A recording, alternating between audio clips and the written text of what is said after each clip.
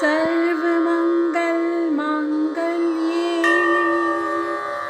शिवे सर्वार्थसाधिके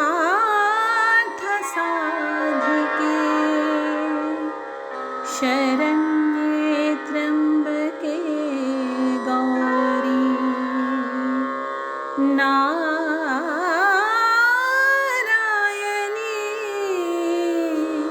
नमोस्तुते।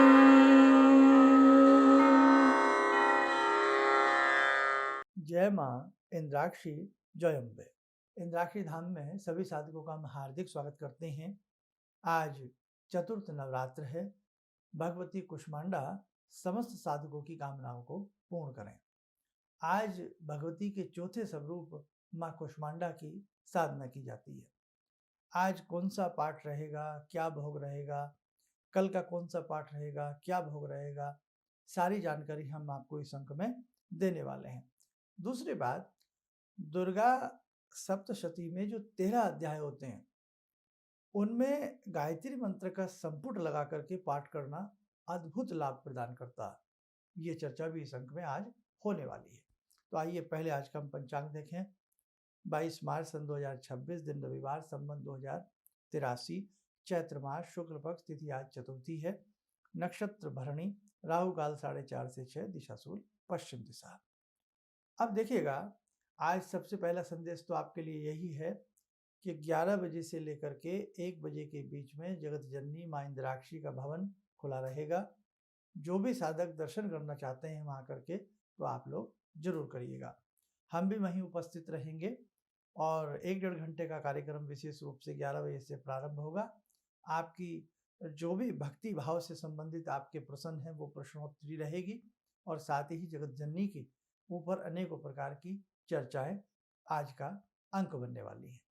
ठीक है, तो आइए आज हम बात कर लेते हैं सबसे पहले कि आज का जो स्वरूप है, भोग है, पाठ है और कल का ये लगे हाथ। सबसे पहले आप ये नोट करिएगा, आज का स्वरूप भगवती कुष्मांडा, जैसे आपको बताया।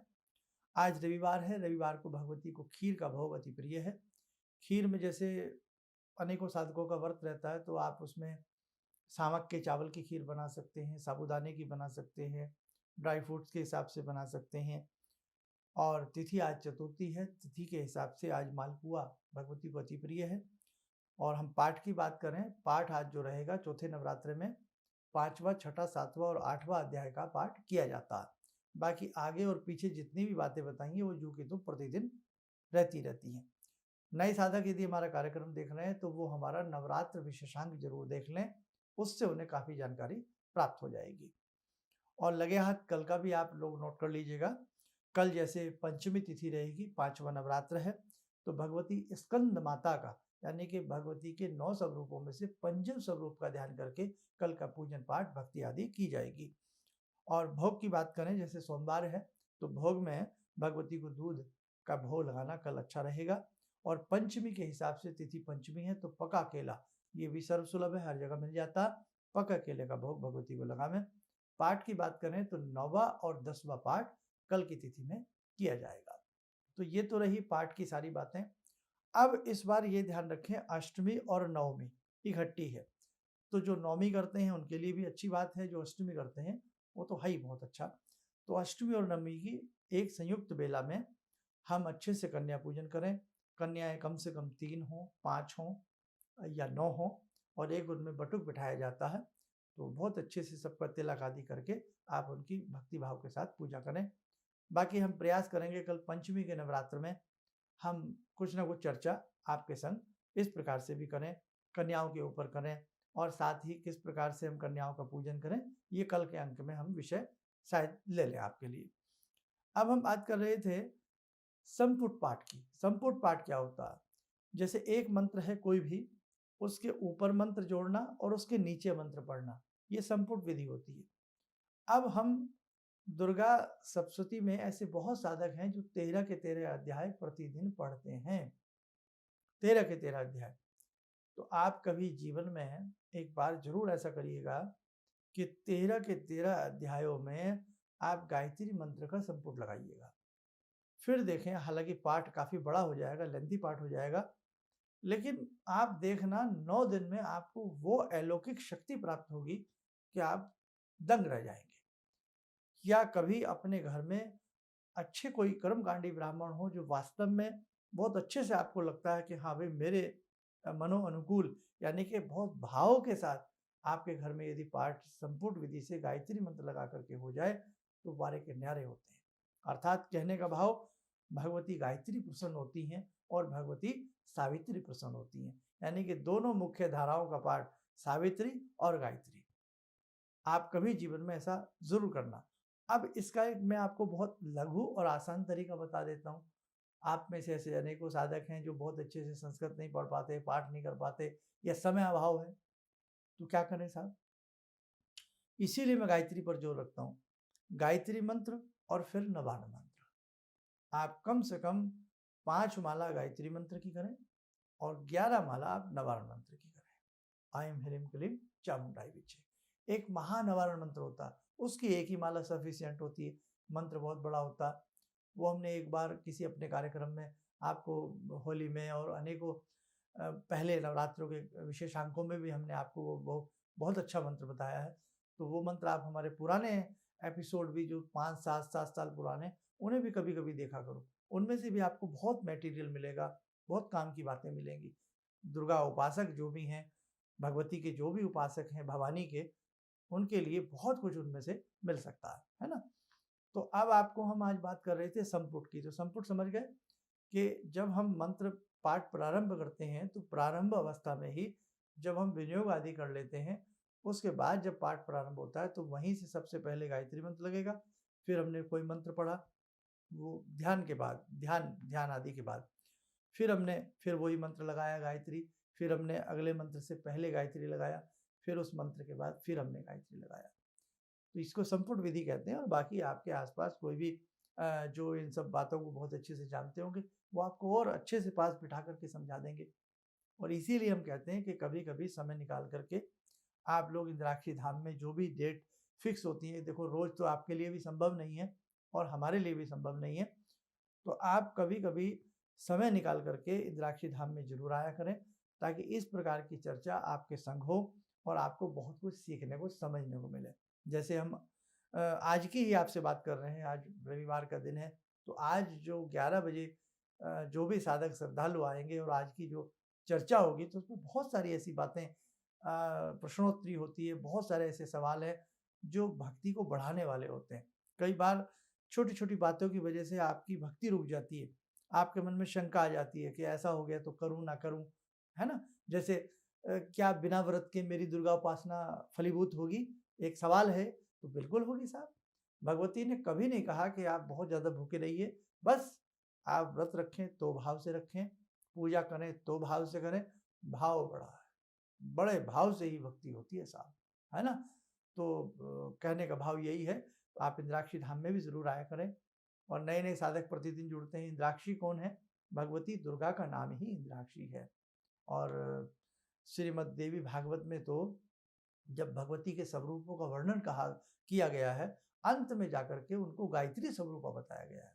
तो देखो कितनी अच्छी बात हो गई कि ये गायत्री स्वरूपा भी हैं, ये इंद्राक्षी स्वरूपा भी हैं और भगवती जगत जननी जगदम्बा माँ तो है ही माँ, है ना? छत्रपति शिवाजी की भवानी है ये।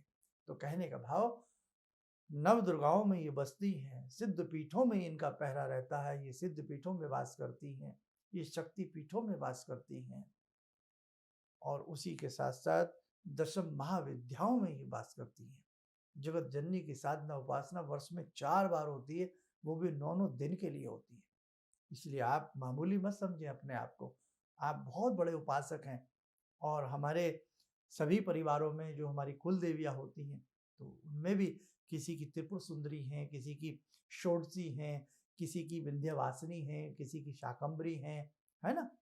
तो जो भी भगवती का उपासक होता है, उसके कुल में, उसके परिवार में वही स्वरूप की उसकी वो कुल देवी आगे आने वाले समय में उनके बच्चों के लिए वो कुल देवी बन जाती है। तो और बहुत सारी ऐसी चर्चाएँ हैं, जो हम इस छोटे से कार्यक्रम में नहीं कर सकते। आप प्रतिदिन के हमारे कार्यक्रम देखते रहिए, उसमें हम कुछ ना कुछ आपको बताने का प्रयास करते रहेंगे। तो एक संदेश दे दें, आज का कार्यक्रम तो है ही है, ये अभी हम सुबह के 7:05-7-10 हुए हैं, तो टाइम से आप लोग 11 बजे के आसपास पहुंचने का प्रयास करें। और 5 अप्रैल का एक विशेष आयोजन है जिसमें हम जगत जननी के 1008 नामों के साथ आपसे पूजन करवाने वाले हैं। पूजन की हमने सामग्री पिछले बार जो लास्ट टाइम आप जब 14 दिसंबर को जो साधक आए थे उसी प्रकार से करीब करीब वही सामग्री है। और माता जी की कोई भी आपके पास मेटल की, धातु की कोई भी मूर्ति हो दुर्गा जी की, साथ लाइएगा, उनका पूजन करिएगा। आप देखना आपके कष्टों का निवारण होगा। जब एक साझे स्थान पर अनेकों भक्त बैठ करके जगत जननी की पूजा उपासना करते हैं तो भगवती भाव उपस्थित हो जाती है।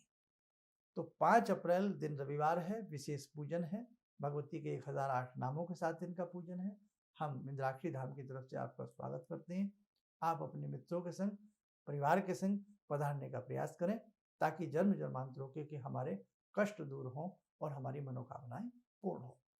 उसी के साथ साथ एक बात और ध्यान रखें, क्योंकि समय कम रह गया है, इसलिए आप अपना नाम, नंबर और कितने साधक इस आयोजन में आना चाहते हैं वो आप नोट डाउन जरूर करा दें।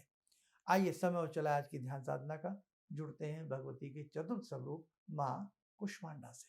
ॐ सिन्दूरारुणविग्रहां त्रिनयनां माणिक्यमूलस्फुरात् स्तारानायकशेखरं स्मितमुखी बापेन वाक्षोरुवां पाणिभ्यामलपूर्णरत्नचषकां रत्नोत्परां बिभ्रति सौम्यां रत्नगटस्थरक्तचरणां ध्यायेत्पराम् अम्बिकां खड्गं चक्रगदेषु चापपरिगान् शूलम्बुशुण्डिं शिरा शङ्खं संदधतीं करे स्त्रीनयनां सर्वाङ्गभूषावृतां नीलासमद्युतिमास्य पाददशकां सेवे महाकालिकां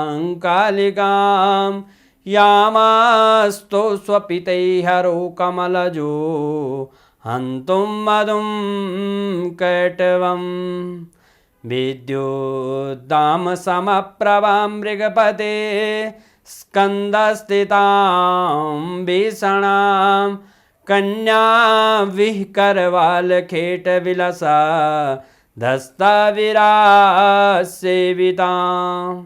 हस्तैश्चक्रगदाशिखेटविशिखां चापं गुणं तर्जनीं बिभ्राणामलिलात्मिकां शशिधरां दुर्गां त्रिनेत्रां भजे। कवच बना लें, ध्यान करें, भगवती का शुभ आशीष हम सबके ऊपर बरस रहा है।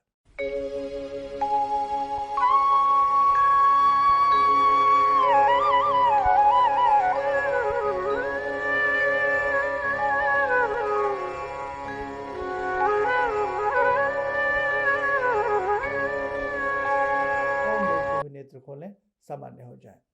बाकी आप प्रतिदिन के कार्यक्रम देखते रहिएगा।